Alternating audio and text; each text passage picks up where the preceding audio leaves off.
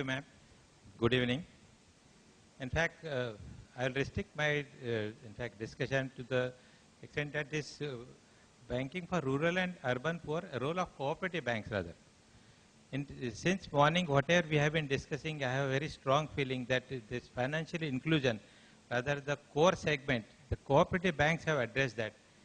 Rather, in financial inclusion has been the key word since last few years.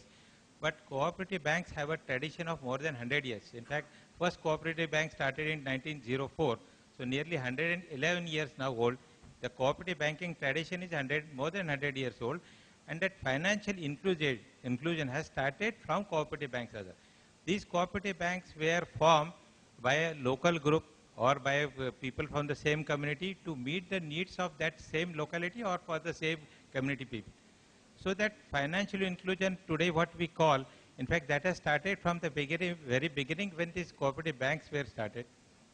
Today, if we look at that cooperative banking sector as such, it has grown a multifold.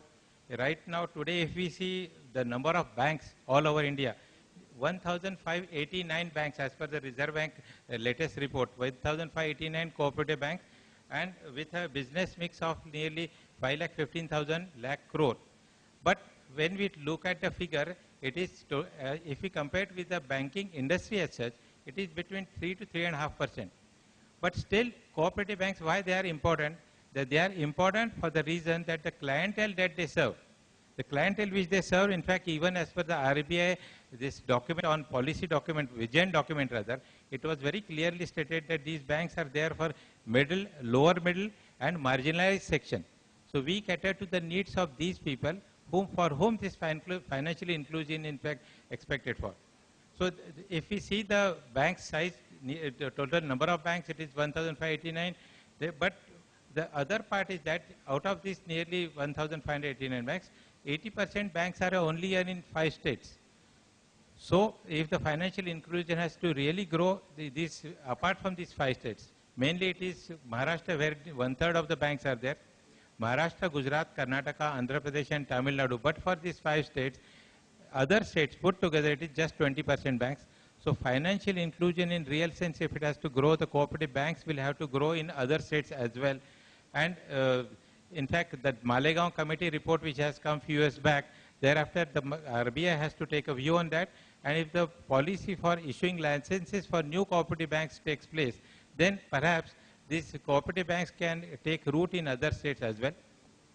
There was a problem about the financial soundness after that Madhavpura incident sometime in early 2001, 2002. And that number of cooperative banks went down from which was nearly 2005 and 2004. It is now 1,589. So it has gone down by 600. But what has happened in the process is that the Reserve Bank has taken steps to ensure financial soundness of these cooperative banks. So all these cooperative banks are now well aware about the professional implications, about the soundness, financial soundness, and they have to correlate their actions with their banking activities so that they can serve the people in a better manner. In fact, if we look at the cooperative banks, what way the cooperative banks are better, how they can serve the poor in a better manner, whether it is in rural sector or in the urban sector. In fact, if you see, cooperative banks have a very broad-based clientele.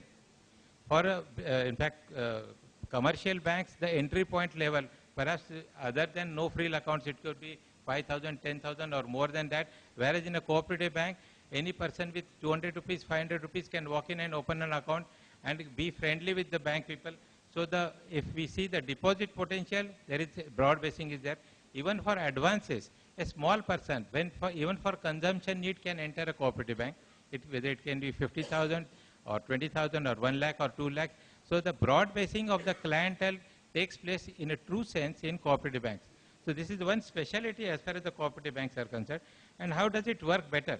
The products are well suited for the customers, for the local needs, for those people around. In fact, the products are prepared in such manner.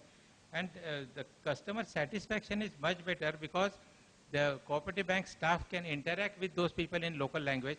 They can understand the terms. In fact, I'll just go a step further and say that KYC, when it was introduced by RBI, that is know your customer. Whereas in cooperative banks, I would say that the cooperative bank staff members not only know the customer, they even know the family members of the customer, because there is some affinity. The entire crux of the thing is that because of the smallness of size and because the small person can enter a cooperative bank, that personal touch takes the, in fact, takes away the entire credit for that, because of the personal touch, the person becomes comfortable. The level of customer satisfaction is quite high. Small loans, simple terms, in fact, in local language, everything, it is just possible for those people. That entry point, the barrier or that some sort of hesitation is definitely not there. So the cooperative banks have a long way to go if, in fact, this financial inclusion has to take place in a real sense. Cooperative banks perhaps are most suited for that purpose. And for that purpose, in fact, there are certain issues which, in fact, this is not the right forum for that. Only my appeal before I close, in fact, my few words is that for the regulators, we have always two regulators. One is Reserve Bank and other is either state government or the central government. In fact, my appeal to the regulators is that along with that control and supervision, if they can adopt an objective policy of supporting growth and development, then perhaps it will really help that financial inclusion true sense. I think that's all.